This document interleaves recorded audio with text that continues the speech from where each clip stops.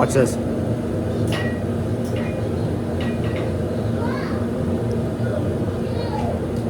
That's too cold for Texas. Hey everybody, today we're going to be making a knife out of scrap metal.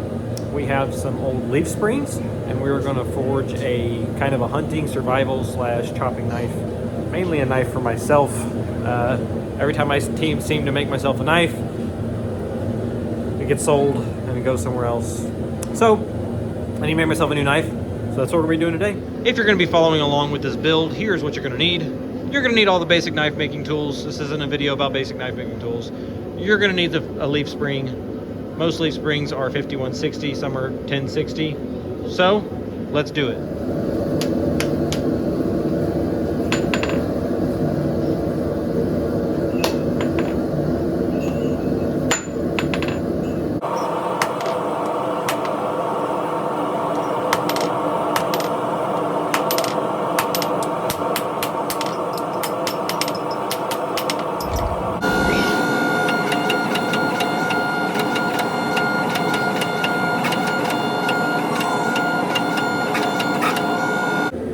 So the first thing you're going to want to do is isolate the tang. I like isolating the tang simply because it allows me to have something to hold on to. It also kind of gives me a good understanding of how much material I'm going to have extra, because I don't really necessarily want a really big knife. I kind of want a big knife, maybe 5-6 inch blade, 4-inch handle, maybe less. That's pretty big. That's 10 inches. But we live in Texas, so.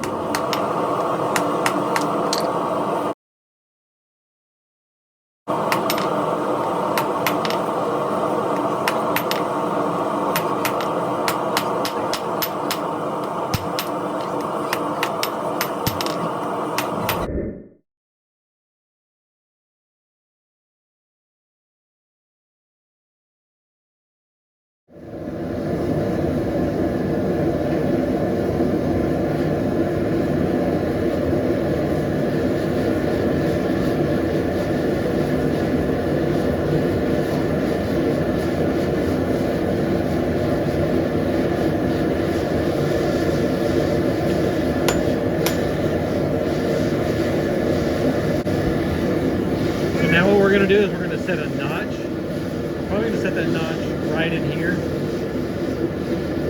We're just going to set it on the anvil and strike it right there.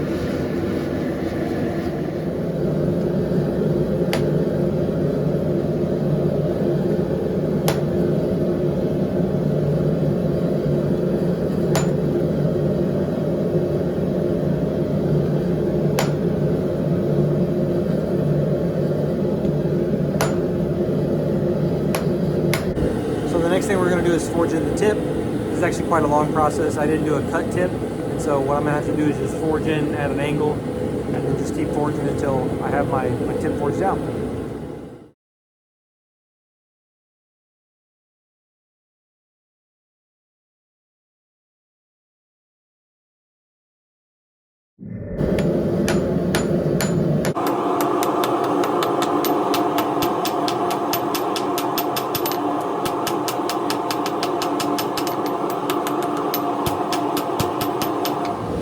So what we're going to do next is I'm going to forge that blade over the anvil, a little bit downward taper. As I start forging the bevel, it's going to start curving back. I'm not going to do an exaggerated one to make a straight edge. I want a clip point, so I'm going to forge it forward just a tad, so that as I start forging it, it kind of starts taking that clip point shape.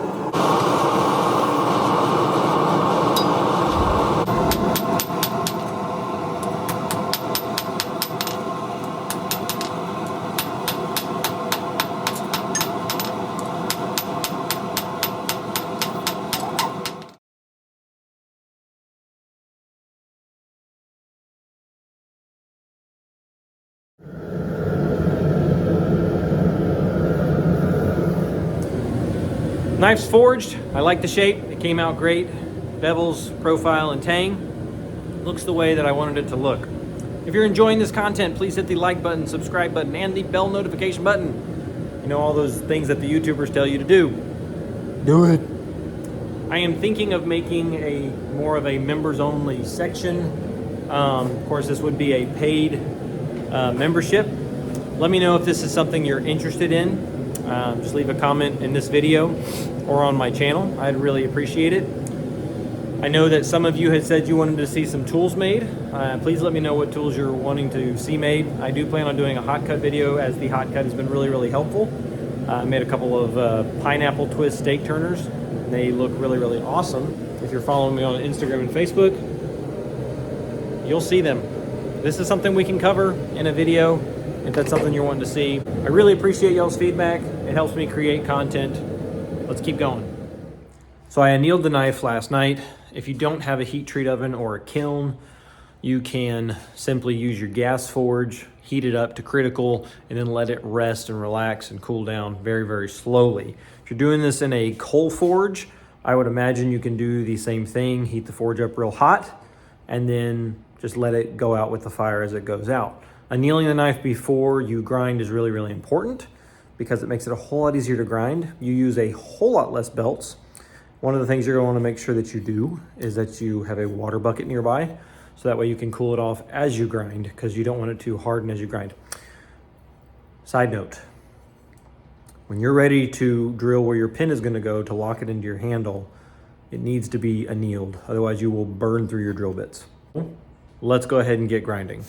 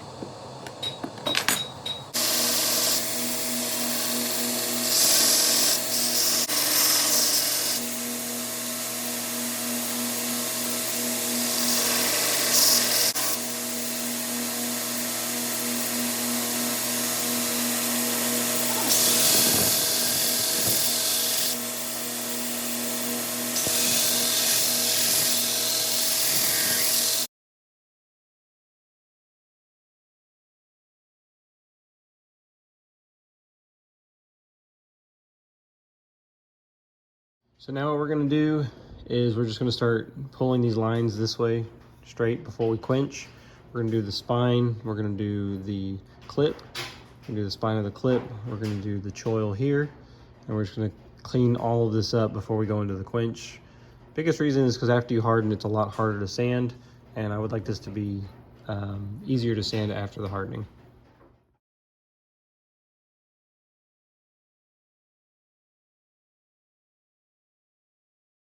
So one of the things we're looking for when we're doing this is, you see these vertical lines like this?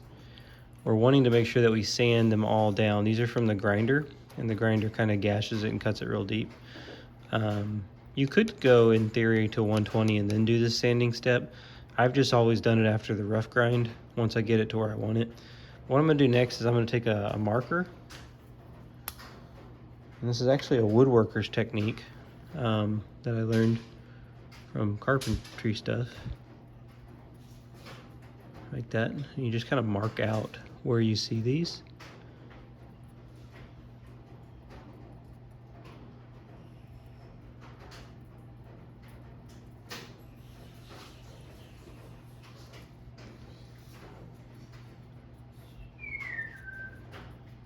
And then you just sand that down so that you see everything.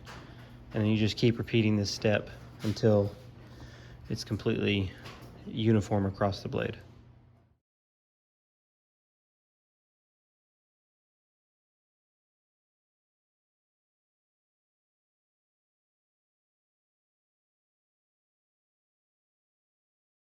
Another thing you'll see some people do when they're making these, or another thing you'll see some people do when they're hand sanding their knives is to clean up this area next to the choil slash ricasso area.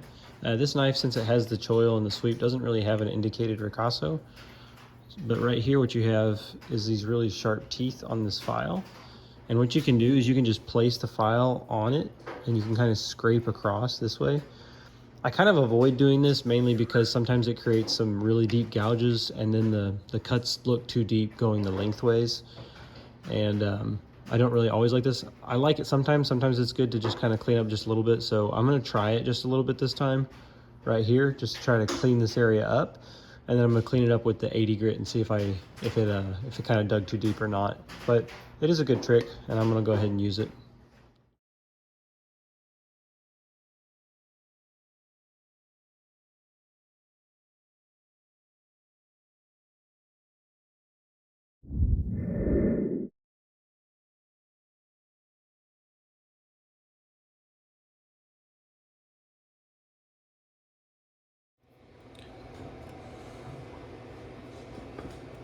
So we've got our knife pretty much ready to go.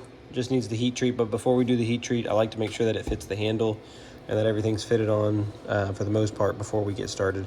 Mainly just the block. So this is a piece of kind of figured mesquite that I've got. I got a piece of wood and I processed it into about 1.5 by 1 inch, 1.5 by almost 2 inch block. And it's about 6-7 inches overall. So we're not gonna use all of this, but this is kind of what you need to get started with, so that way you don't get too little. But I need a few more copper spacers as well. So I'm gonna go ahead and show you how I get copper spacers for this project. It's just some old copper pipe, and I take a bandsaw and I cut a line down, and then I just cut these little pieces off. Depending on the size I need, you can use this piece, you can use these pieces. It kind of just depends on what you're looking for. I'm gonna cut probably back up to here and then cut all these off, and I'll show you what I do next.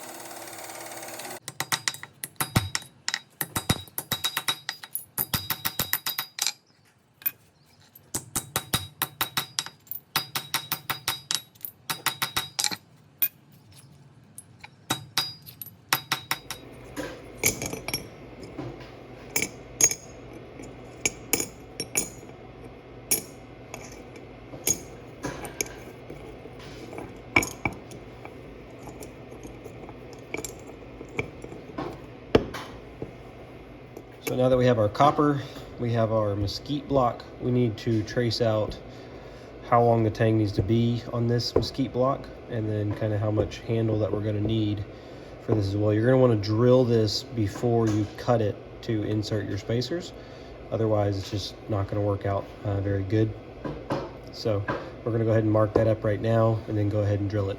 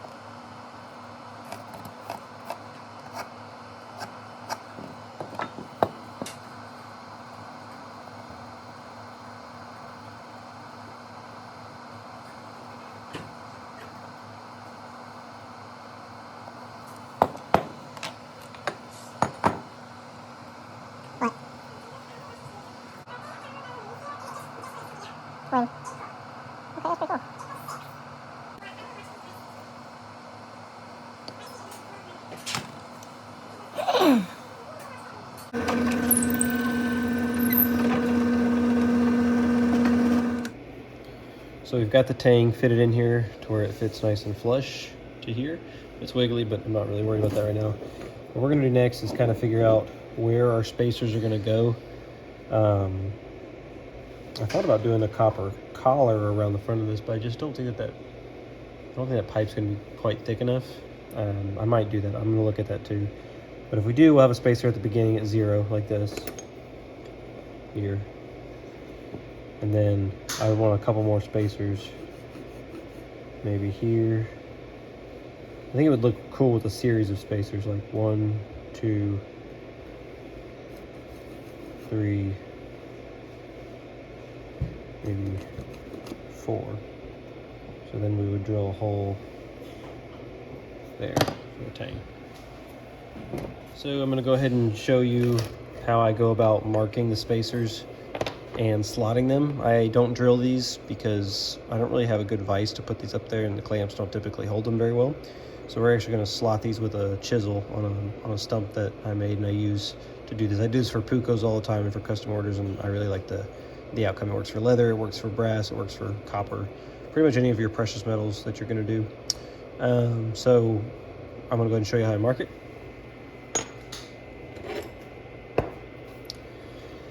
We've used these a lot in the videos. This is just a glass cutting pin. It's got a carbide tip on it. You can see it's sticking to me. It's very sharp. So you get these off of Amazon, $8, $9, and they've been really great. Help us mark stuff out.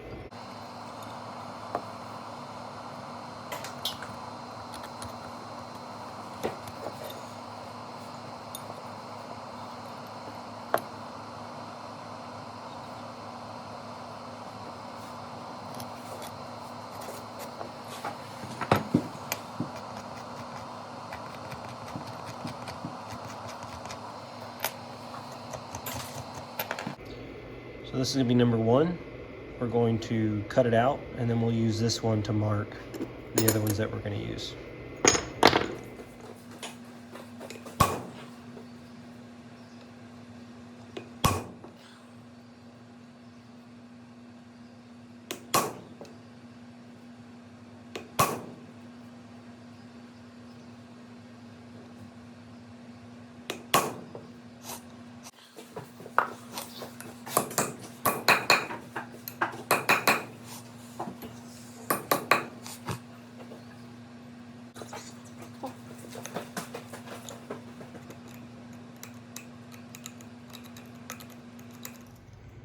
So we've got all 4 of them cut out. What we're gonna do now is just take a file and hand file them and get them to where we can just hammer them onto the tang of the knife.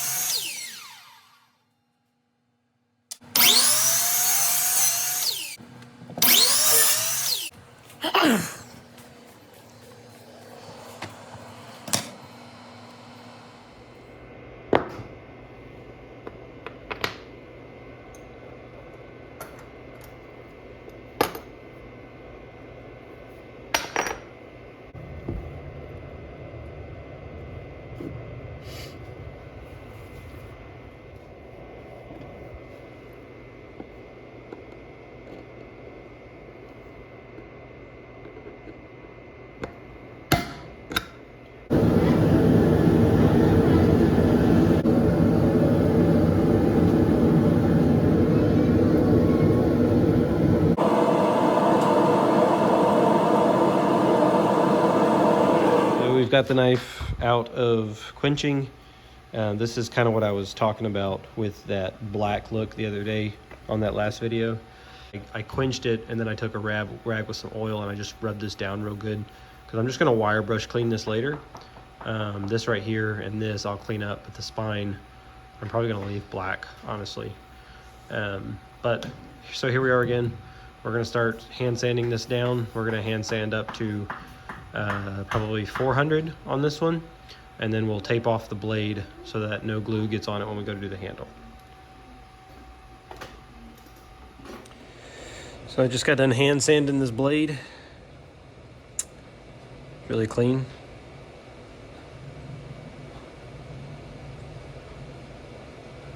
Next thing I'm gonna do is temper it. And then I'll go through the hand sanding processes again just to get rid of all the wheat color when I temper it. and then we're going to tape it up from the cleaned up portion. I put a paper towel on it. I put a little bit of oil on it first, and then I put a paper towel on it, and then I wrap it in tape. That way none of the residue gets left on the blade, but then also it doesn't rust while it's in the paper towel or anything like that if it grabs moisture or anything. And then we will glue up the handle after we tape it. Here it is, taped up, paper towel, masking tape. We're gonna use BSI epoxy. Reason I use BSI epoxy is I feel like it works really well. I used it when I was on Forged in Fire and fell in love with it. I keep using it. We've got all of our pieces laid out in front of us.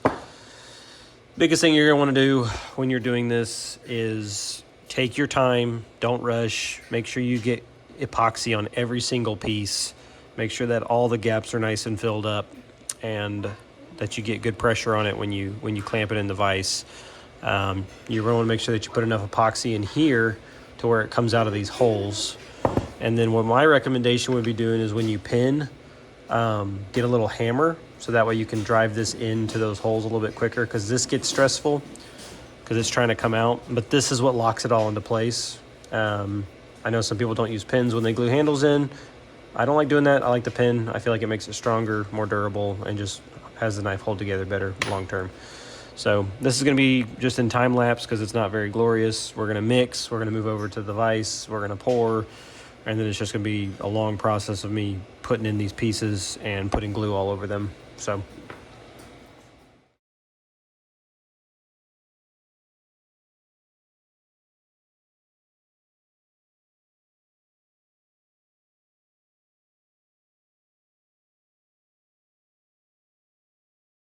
As you probably saw from the video, this went in, this is very difficult to get in.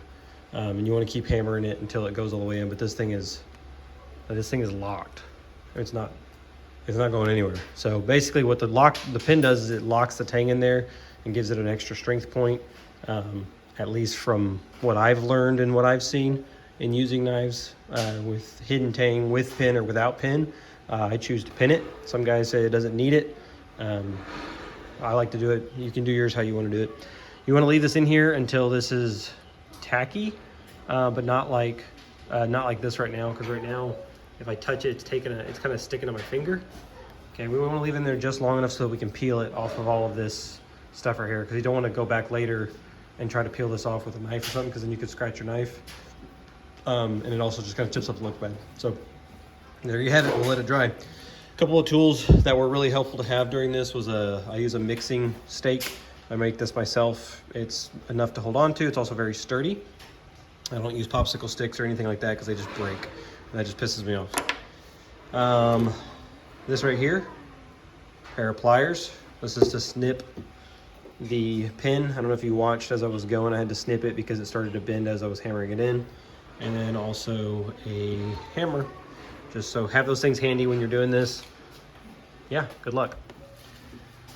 So I've cut basically my pommel out on the bandsaw. What I'm gonna do next is just take a Sharpie marker and I'm going to just draw a hard line that I am about to grind to.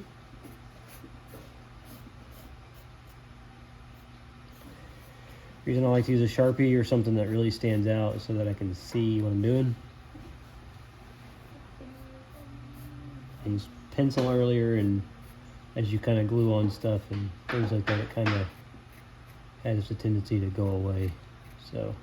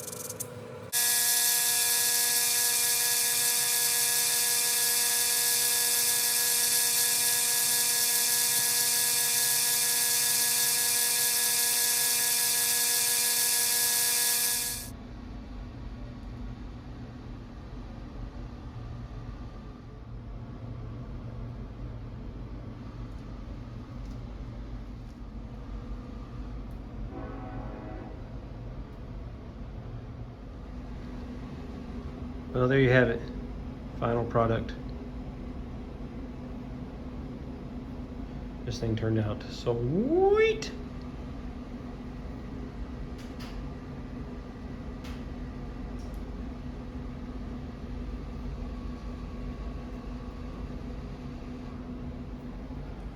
Thank you so much for watching this video, how to make a clip point knife. This thing turned out amazing. I really like it. If you've watched all the way to the end of this point, you're probably one of my more close followers, and I really appreciate it. I'd like to keep making knives like this and keep bringing you guys awesome content. One of the ways that y'all can support the channel is by subscribing and liking the channel. And then also you can purchase knives from me or other tools that I sell. If you're interested in any of them, just reach out to the email below or go to my Instagram, LoganBrackin TX, and reach out to me or my Facebook. Thank you very much, and y'all have a wonderful night.